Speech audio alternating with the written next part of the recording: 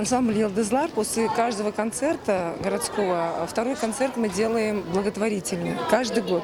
В том году у нас был 8 марта концерт, и мы запланировали сделать 16 апреля Селиму благотворительный концерт. Но так как пандемия у нас не получилось. В этом году, иншаллах, мы это сделали.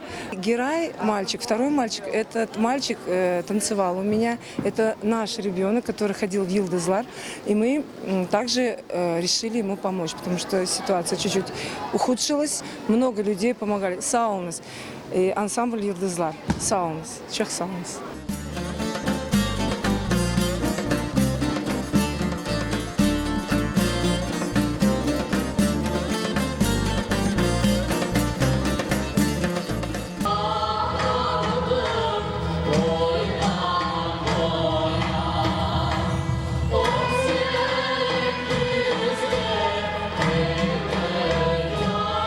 Концерт мне очень нравится, я вообще люблю посещать такие мероприятия, и у меня еще сестренка выступает сегодня, поэтому я приехала ее поддержать. Я очень благодарна моей ханум, то, что она проводит такие мероприятия, и я считаю, что нужно еще чаще проводить такие мероприятия, потому что это помощь детям, да и не только детям, и вообще взрослым людям, которые болеют и находятся в таких ситуациях.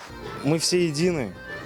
Я думаю, что должны каждый из нас откликнуться на помощь, когда кому-то оно нужно.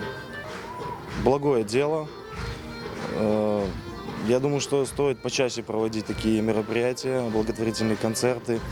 В сердцах каждого из нас бьется частичка тех людей, которые нуждаются в помощи. Все дети, каждый по-своему талантливый, каждый по-своему вносит частичку своего душевного состояния, работы своей в этот концерт, чтобы была помощь деткам.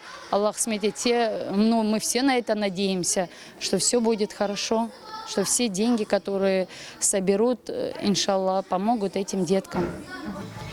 Сегодняшний концерт очень красивый, очень волновались, у меня и сын здесь участвует. Но я очень постаралась привести побольше людей. Мы за счет таких концертов можем помочь кому-то конкретному.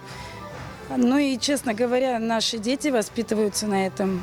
Когда мы идем на концерт, я объясняю ребенку, что мы можем помочь таким образом конкретно, мальчику, девочке, ему это нужно.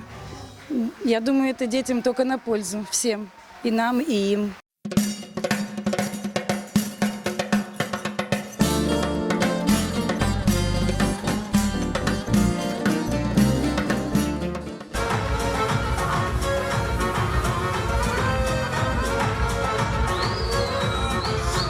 Я выступала на сегодняшнем концерте для того, чтобы помочь детям, которые болеют. Мне очень понравилось, все было круто, масштабно. В дальнейшем я хочу точно так же помогать больным детям.